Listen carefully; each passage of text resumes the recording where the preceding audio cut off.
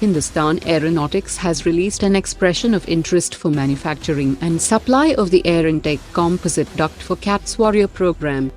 Gas Turbine Research Establishment has successfully developed a methodology and capability to design a hot air anti-icing system for state-of-the-art gas turbine engines for manned and unmanned applications. Another American MQ-9 Reaper drone has crashed in Yemen, which marks the third such downing this month alone. Suryadipta Projects Private Limited has delivered the 6th ammunition-torpedo-missile barge to Indian Navy at Naval Dockyard, Mumbai. Indian Rafale fighters backed by 𝗷𝗫𝗃 air-to-air refuelers and C-17 aircraft have arrived at the Olsen base of the U.S. Air Force at Alaska in U.S. for Red Flag exercise. An Indian Navy team has successfully completed field evaluation trials of the 𝗬𝗪𝗏 Marine Systems Type 214 submarine under the Project 75I. Indian firm Jeh Aerospace has entered into a long-term manufacturing partnership with US-based GS Precision for the manufacturing of precision machine components for commercial aero engines in Hyderabad. Senior UAE military officials visited Beijing and discussed closer cooperation with the Chinese Air Force and the chances of procuring the J-25th generation aircraft. Mazagon Dock Shipbuilders autonomous navigation system equipped with dual navigation capabilities has undergone successful demonstration and certification on a tugboat. Indian intelligence intercepts suggest that Chinese troops and engineers are setting up military infrastructure along the Pakistani side of LOC, including building underground bunkers.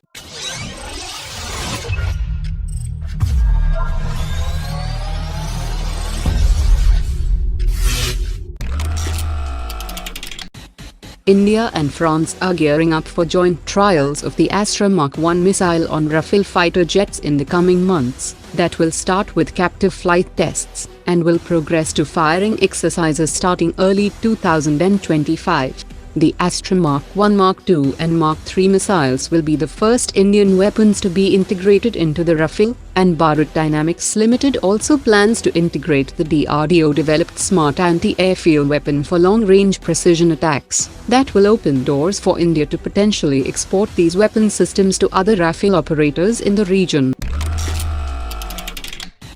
The Q4 financial year 2023-2024 earnings report of Hindustan Aeronautics highlights HAL's designation as the lead agency for the 𝗍𝘂𝗃𝗃𝗃 program. HAL will play a central role in managing the project, overseeing collaborations with Indian vendors, and ensuring the program's successful execution. The report emphasizes that discussions with Indian vendors have already begun, and that the program is expected to materialize within a year. This time frame suggests that discussions with vendors are likely to progress swiftly, and concrete plans for the upgrade process are anticipated to be finalized within the next year.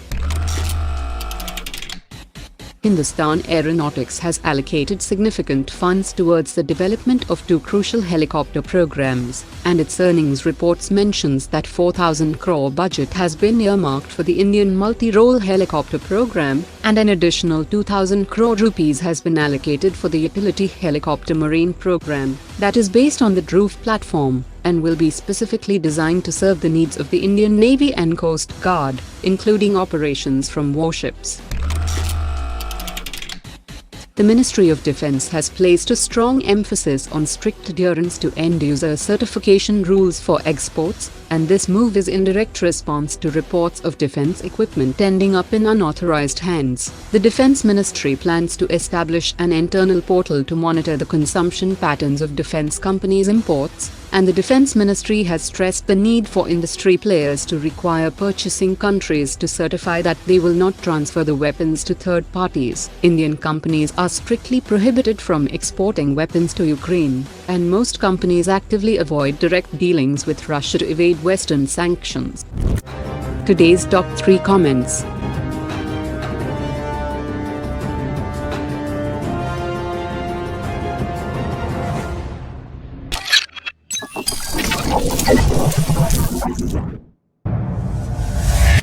Omar dropped it.